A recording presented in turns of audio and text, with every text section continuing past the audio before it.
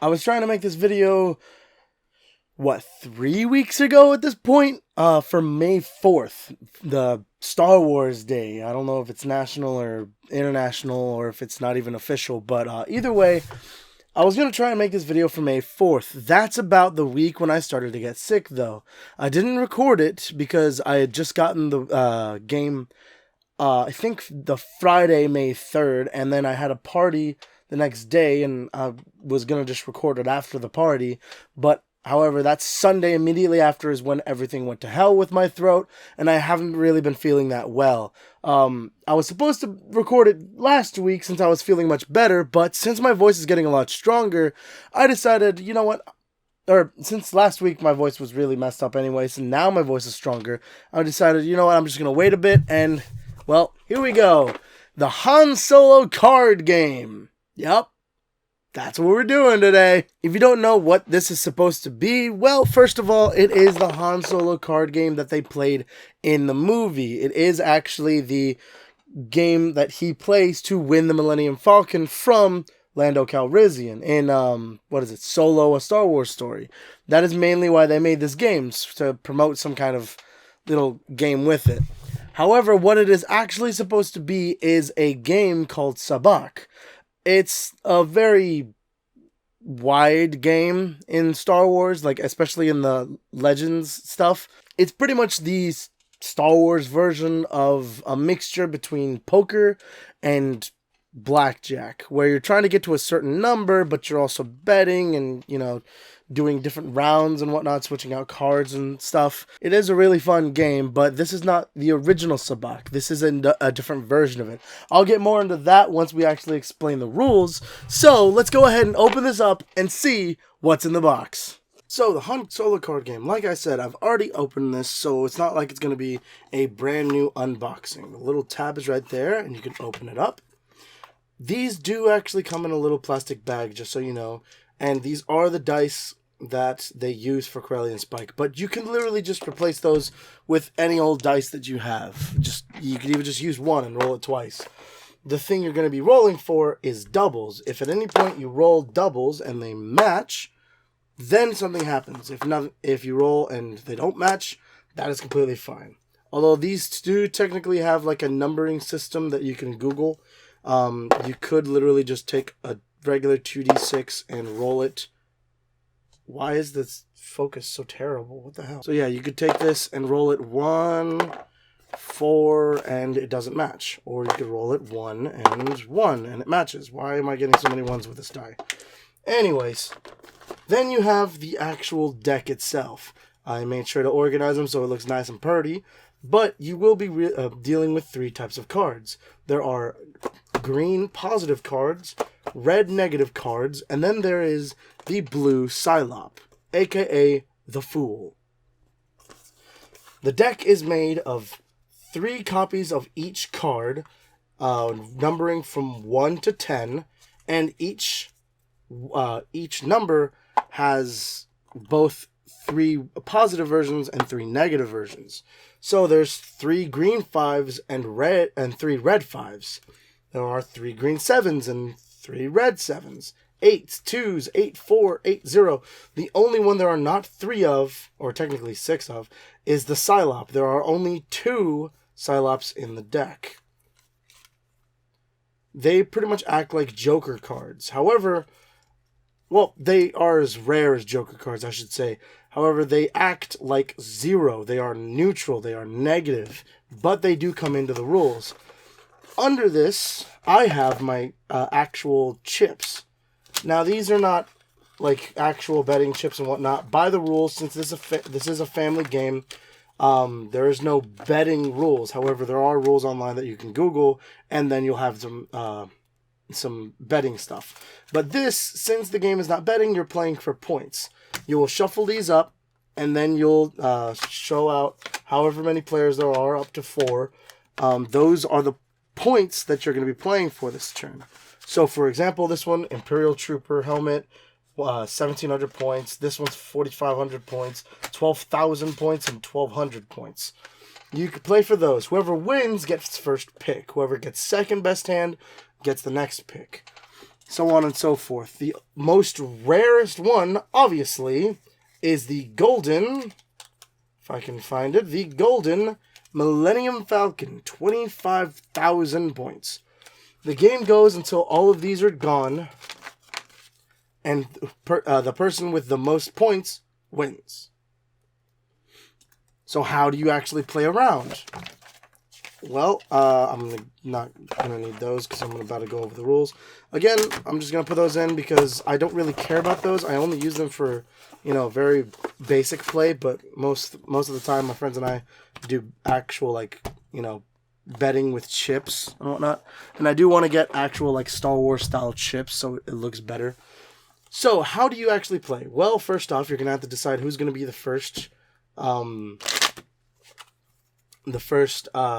dealer. Then the dealer gives every player 2 cards. Then takes the top card, flips it over, and that becomes the discard pile.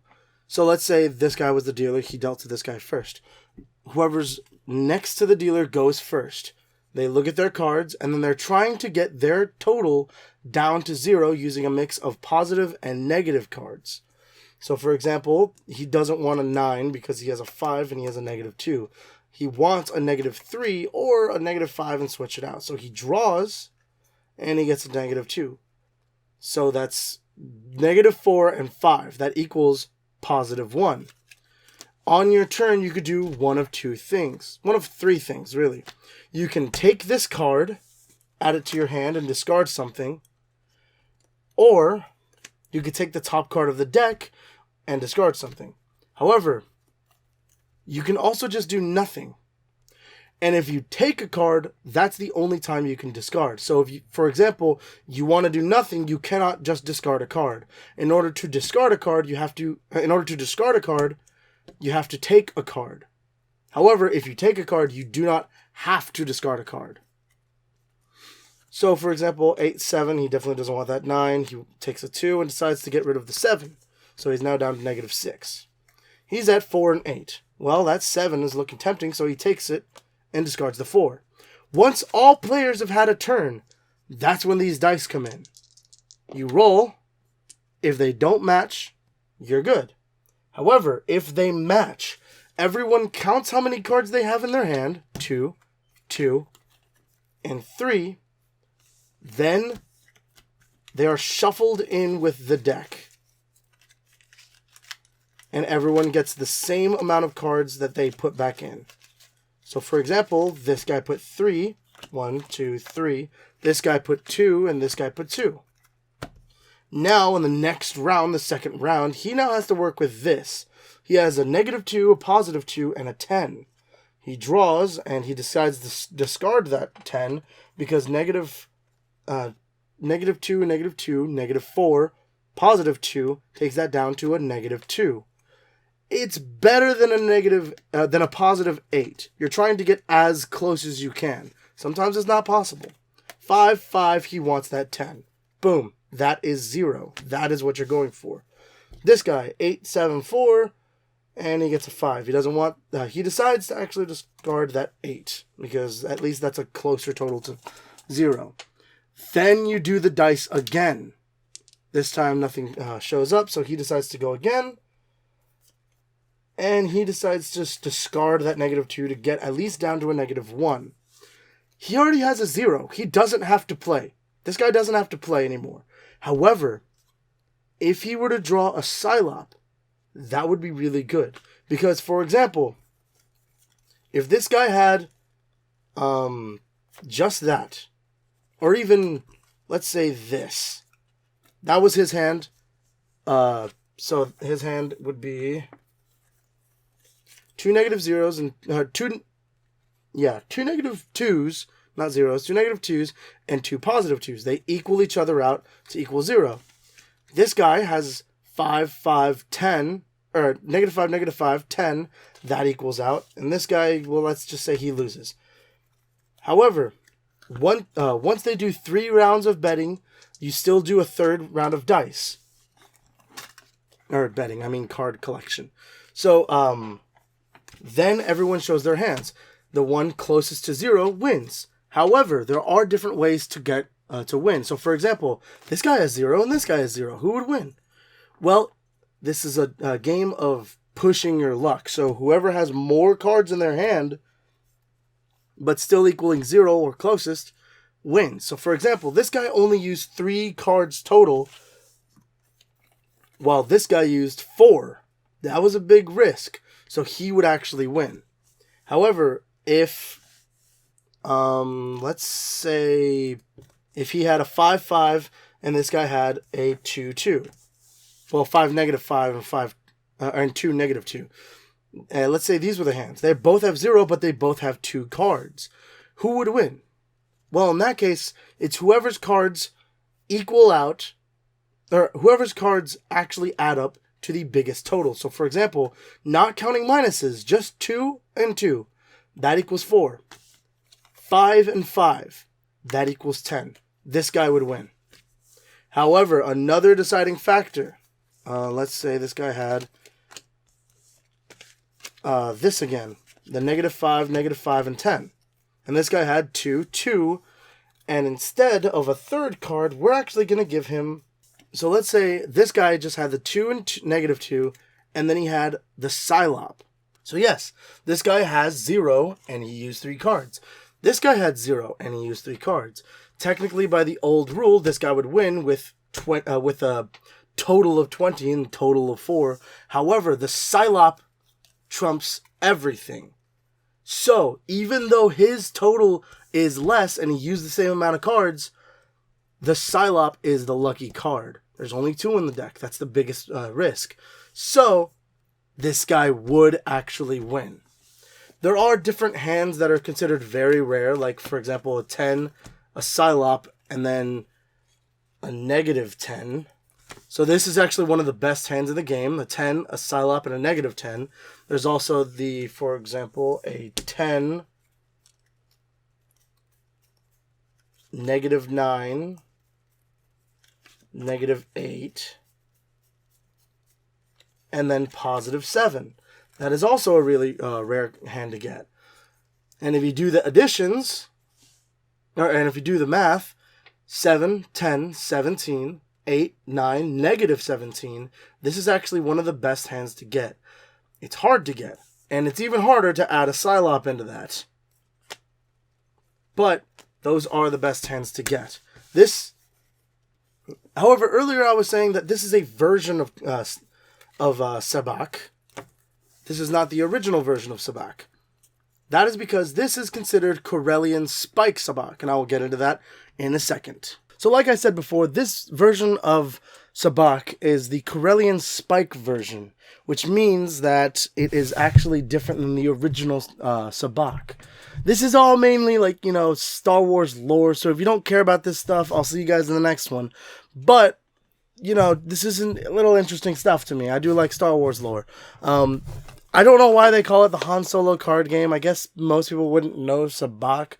But for the diehard fans, we've been wanting a Sabaac game for so long. There is no official one. There are a bunch of fake ones out there, and I did actually order one, hoping that it would get here before May 4th. It didn't show up, and it still hasn't showed up.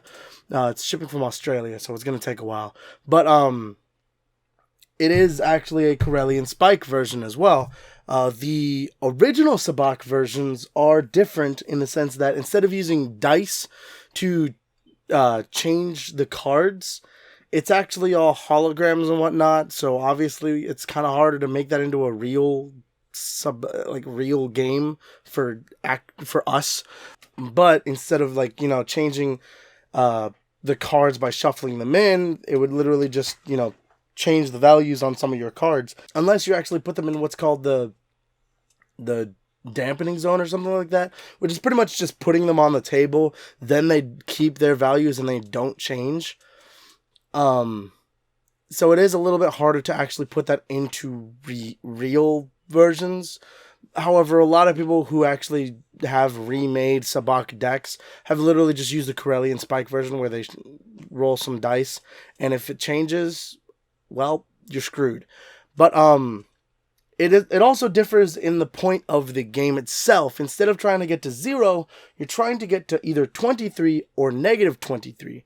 And that's where it's a lot like like blackjack. This one is still kind of like blackjack, where you're trying to get to 0 or as close to 0. The other one, you're trying to get to 23 or negative 23 without passing either extreme. And there are a bunch more cards since you're trying to get to a higher total. There is also a different thing you could do in that game where, since you're trying to get to 23 technically, there's a hand set called the Idiot's Array, where it still has the Psylop, the 0. So the Idiot's Array, your hand consists of 3 cards. A 0, a Psylop, a 2 of either positive or negative, and a 3 of the opposite of what the 2 was. So, for example, it would be like a 0, positive 2, and negative 3. It literally makes 23. It is a literal 23, not a actual 23. Hence why it's called the Idiot's Array. So, this game is really fun to play with friends. The chip mechanic in here is kind of crappy. It could be better. I do like that there are rules out there and PDFs out there where you can just take this and adapt it with like poker chips or something and make it more like how it is. I'm probably going to take the chip aspect of that and combine it with the actual, like, tokens in here and make it so that everyone starts with certain things equaling a certain amount. And then from there you can bet. And if you want to like up the ante and you have no more chips, hey, I'm throwing in my blaster or my ship. It's kind of cool. It'd be a kind of cool aspect of that, and I want to try that out with some friends. Either way, I hope you guys enjoyed this video. If you did, leave a like. Let me know in the comments below what are the games I should check out. I probably won't get to them anytime soon. I'm still trying to get better with my health, and I'm also trying to, start up a new job and whatnot. But I will see you guys in the next one. Jay Hikari, logging out.